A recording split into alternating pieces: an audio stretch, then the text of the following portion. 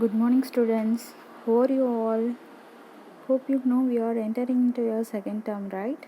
So kindly cooperate with me to get clear understanding about the class, okay? Here we starting with the prose in our first unit. Before entering into the lesson, see this short video for your knowledge. Okay, students?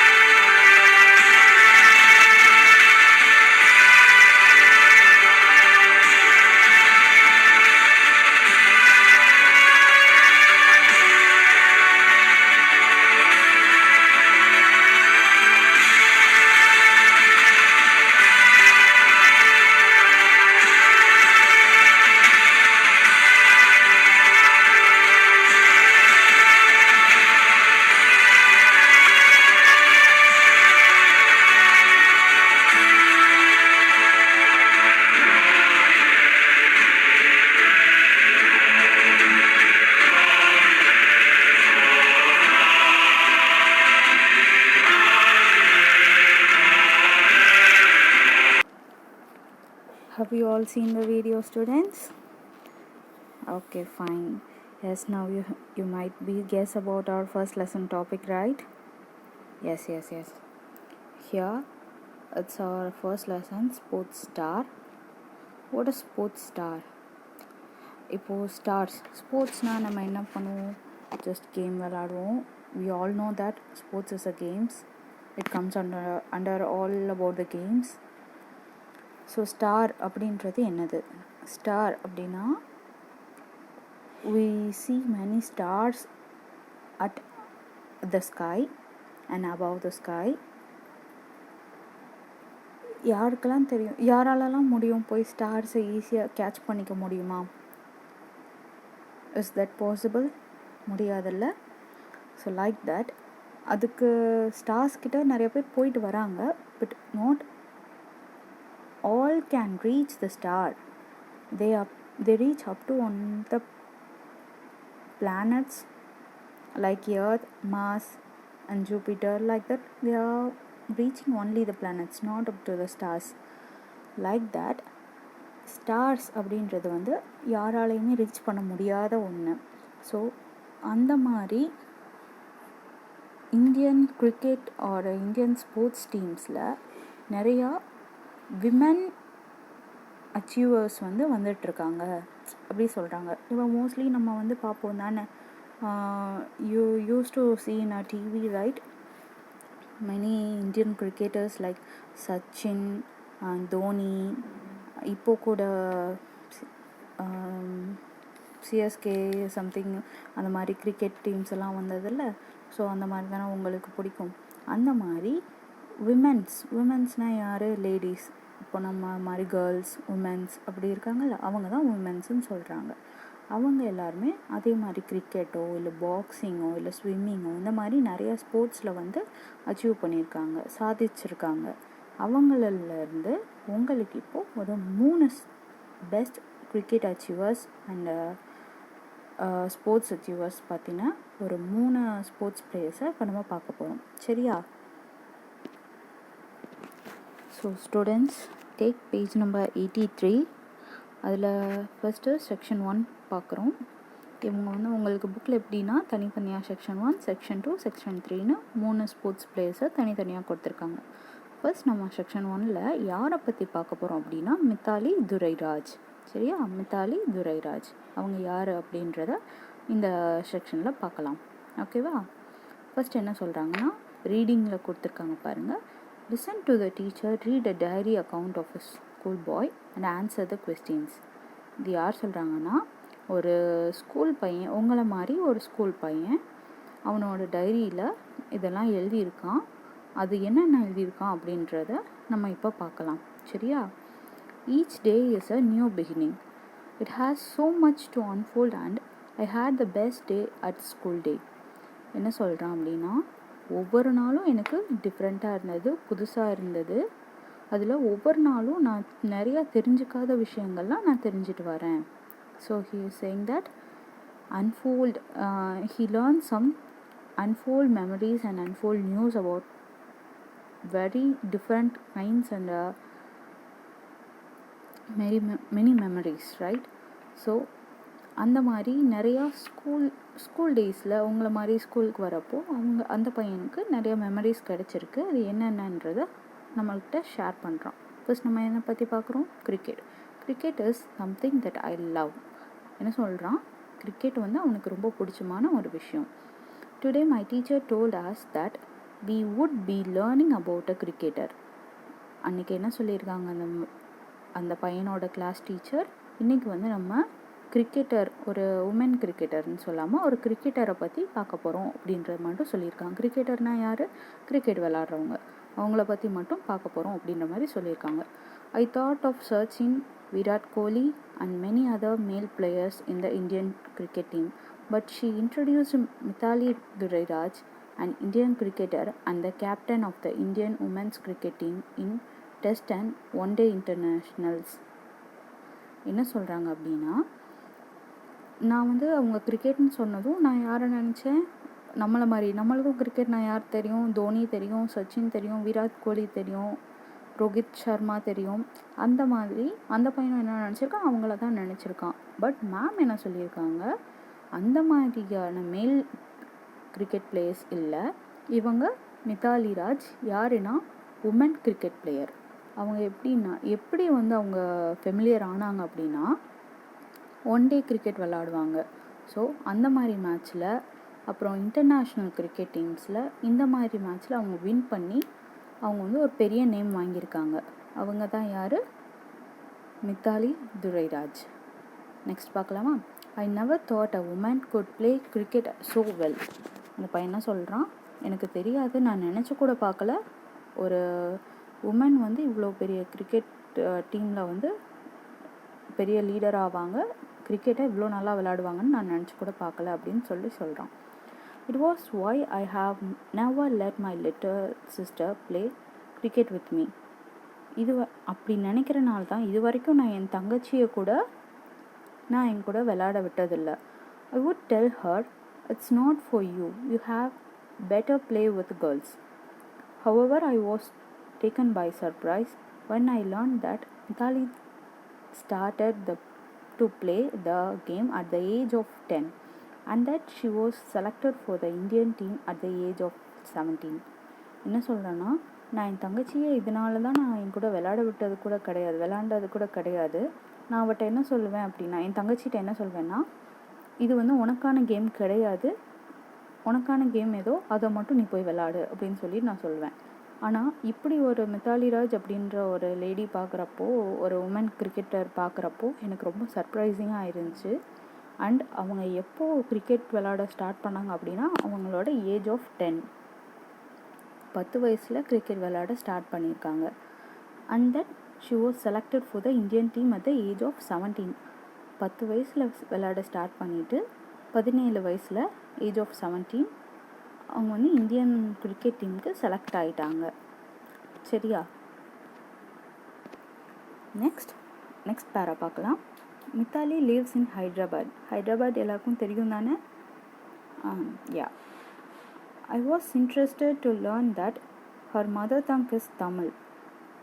நம்ம mother tongue என்னது? தமிழ். ஓகேவா? அதே மாதிரி அவங்களோட mother டங்க்கும் Tamil.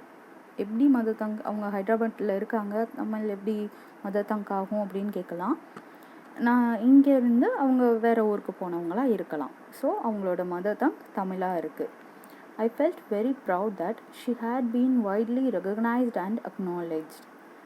என்ன சொல்கிறான் அப்படின்னா, எனக்கு வந்து இது ரொம்ப பெருமையாக இருக்குது. பிகாஸ் இப்போ நம்ம தமிழ்நாட்டிலேருந்து இன்னொரு ஊரில் போய் இவங்க இவ்வளோ சக்சஸ் ஆகியிருக்காங்க அப்படின்னா அது ரொம்ப நம்மளுக்கு ப்ரௌடு தானே. அந்த மாதிரி அவங்கள வெளியே ஒரு உமன் ஒரு பெண்ணாக இருந்து அவங்க நம்ம ஊர்லேருந்து வேறு இடத்துக்கு போய் வெளியே எல்லாருக்கும் தெரிய வந்து அவங்கள பற்றின டீட்டெயில்ஸ் தெரிய வந்து அண்ட் அவங்கள ஈஸியாக நம்ம நாடே வந்து அக்செப்ட் பண்ணிக்கிட்டாங்க அப்படின்றப்ப எனக்கு வந்து ரொம்ப பெருமையாக இருக்குது அப்படின்ற மாதிரி சொல்கிறாங்க. சரியா? She was the highest run scorer in women's international cricket and the only woman cricketer to surpass the 6,000 run marks in ODIs.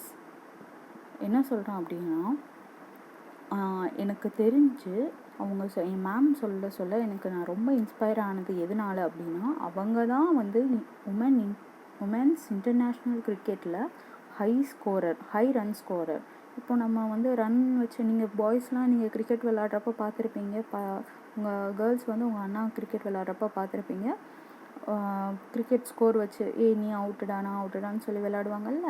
So எப்படி விளையாடுவாங்க, நான் வந்து 10 ரன் அடிச்சிட்டேன், நான் வந்து 20 ரன் அடிச்சிட்டேன் அப்படின்னு சொல்லி விளையாடுவாங்கள்ல, செஞ்சுரி அடிச்சிட்டேன் அப்படின்னு விளையாடுவாங்க. அந்த மாதிரி இவங்க எப்படின்னா உமன்ஸ் இன்டர்நேஷ்னல் கிரிக்கெட்டில் இவங்க தான் வந்து ஹை ஸ்கோரர். இவங்க தான் நிறையா ரன் அடித்து பெரிய ஒரு கிரிக்கெட்டராக இருந்திருக்காங்க. ஓகேவா? Mithali is the first player to score 7 consecutive 50s. அப்படின்னா கன்செக்டிவ் அப்படின்ற வேர்டு என்னென்னா ரிப்பீட்டடாக, one after one by one another one அப்படின்னு சொல்லுவோம்ல. இப்போது நான் ஃபஸ்ட்டு பாலில் நான் 6 அடிச்சிட்டேன், அடுத்த பாலில் 6 அடிக்கிறேன், அடுத்த பாலில் 4 அடிக்கிறேன். அந்த மாதிரி கண்டினியூஸாக ஒரு சக்சீடாக ஆகி நிறைய ரன்ஸ் எடுத்தவங்க இவங்க அப்படின்ற மாதிரி சொல்கிறாங்க. In fact she is nicknamed Tendulkar of Indian women's cricket. என்ன சொல்கிறாங்க, டெண்டுல்கர்னால் யார்? சச்சினை தான் நம்ம சொல்லுவோம். சச்சினோட ஃபுல் நேம் என்ன? சச்சின் டெண்டுல்கர். அதே மாதிரி இவங்கள என்ன சொல்கிறாங்கன்னா, நம்மளுக்கு நிக்நேம் வைக்கிற மாதிரி அவங்களோட நிக்நேம் என்ன சொல்கிறாங்கன்னா சச்சின் டெண்டுல்கர் அப்படின்னு சொல்கிறாங்க.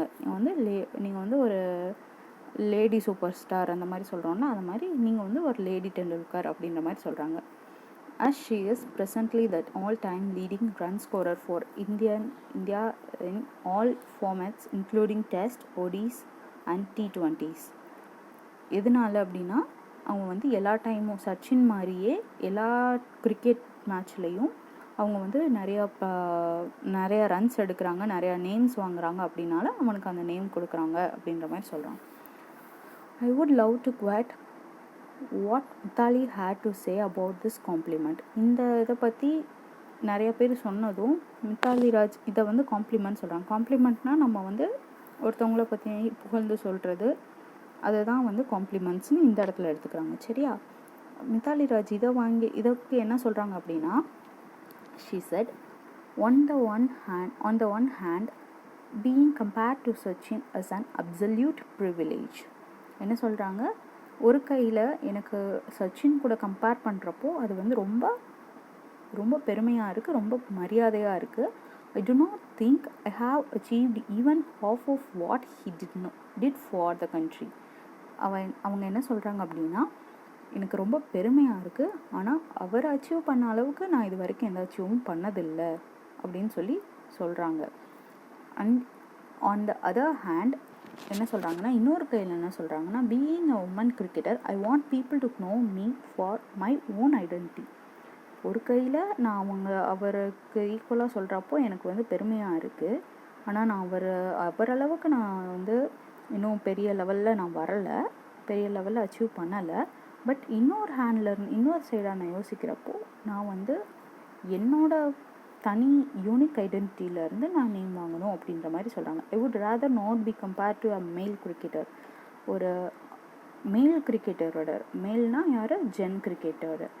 ஜென்னை யார் சொல்லுவாங்க, இப்போது பாய்ஸ். சரி, அவங்களுக்கு தெரிஞ்ச பாய் கிரிக்கெட்டரோட என்னை கம்பேர் பண்ண வேண்டாம். நான் வந்து தனியாக ஒரு கேர்ள் கிரிக்கெட்டரோட எனக்கு பெருமையான விஷயம் அதுதான் அப்படின்ற மாதிரி சொல்கிறாங்க. சரியா? அடுத்த பேசேஜ் என்னென்னா, she indeed is an inspiration to all of us. She actually started playing cricket with her brother. When she was young, she used to go with her father to the ground where he practiced. She used to stand outside the ground and return the ball when it come her way. Though it was a humble start, she managed to secure a name and a place for herself.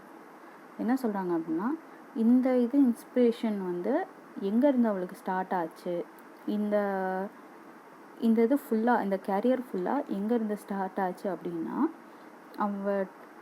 அவளோட சின்ன வயசுலேருந்து start ஆச்சு. அந்த மித்தாலி ராஜ் அவங்களோட சின்ன வயசுலேருந்து start ஆச்சு. அவங்க வந்து ஃபஸ்ட் அவங்க பிரதர் கூட தான் கிரிக்கெட் விளையாட ஆரம்பித்தாங்க. அதுக்கடுத்து என்ன பண்ணாங்கன்னா, அவங்க அப்பா கூட கிரவுண்டுக்கு போவாங்க. அவங்க அப்பா காலையில் கிரவுண்டுக்கு போகிறப்போ இவங்களும் கிரவுண்டுக்கு போய் அங்கே கிரிக்கெட் எல்லோரும் விளையாடுறப்போ இவங்க வந்து தூரமாக நின்று பார்த்துட்டு, நம்ம கிரிக்கெட் விளையாடுறப்போ நம்ம அண்ணா தங்கச்சி யாரும் கிரிக்கெட் விளையாடுறப்போ பால் வந்து நம்ம போய் எடுத்துகிட்டு வருவோம்ல, நம்ம சைடு வரப்போ அந்த மாதிரி இவங்கக்கிட்ட வரப்போ பால் எடுத்துகிட்டு போய் கொடுத்துட்டே இருந்திருக்காங்க. அப்படியே கொஞ்சம் கொஞ்சமாக பழகி அவங்களுக்குன்னு ஒரு தனி நேம் அவங்க வந்து கொண்டு வந்துட்டாங்க. இப்போது எப்படி ஒரு உமன் கிரிக்கெட்டராக இருக்காங்களோ அந்த மாதிரி தனி நேம் கொண்டு வந்துட்டாங்க. Many of us think cricket is for men. However, she broke the traditional barriers and proved that women are not on par with men in every field. The government of India is recognition of her contributions to cricket conferred on her the Padma Shri Award. என்ன சொல்கிறாங்க அப்படின்னா, நிறைய பேர் நம்ம நினைக்கிறோம் cricket அப்படின்றது only boys மட்டும் விளையாடுற கேம் அப்படின்னு. ஆனால் அது கிடையாது. அது வந்து அப்படின்ற அந்த பாய்ஸ் மட்டும் விளையாடணும் அதுக்கான கேம் தான், பாய்ஸ்க்கு மட்டுமான கேம் அப்படின்ற இதை வந்து மித்தாலி ராஜ் உடைச்சிட்டாங்க.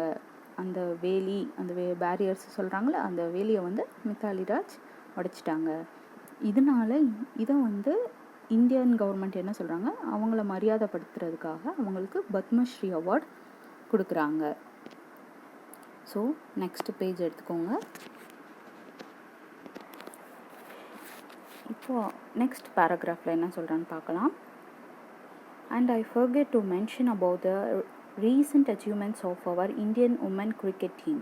அந்த பையன் என்ன சொல்கிறான்னா, இவ்வளோ நேரம் மித்தாலி ராஜை பற்றி சொல்லிவிட்டு இப்போ என்ன சொல்கிறான்னா, ஆமாம் நான் இன்னொன்று சொல்ல மறந்துட்டேன், இப்போ ரீசெண்ட் இந்தியன் கிரிக்கெட் டீமில் எவ்வளோ அச்சீவர்ஸ் இருக்காங்க அப்படின்றத நான் சொல்ல மறந்துட்டேன், இப்போ நான் சொல்கிறேன் அப்படின்னு சொல்லிட்டு சொல்கிறான். Mithali Raj and another woman player Smriti Mandhana hit stylish half century and Indian crewed to a comfortable 9-wicket victory over South Africa in the second Women's T20 International on 23rd of February 2018.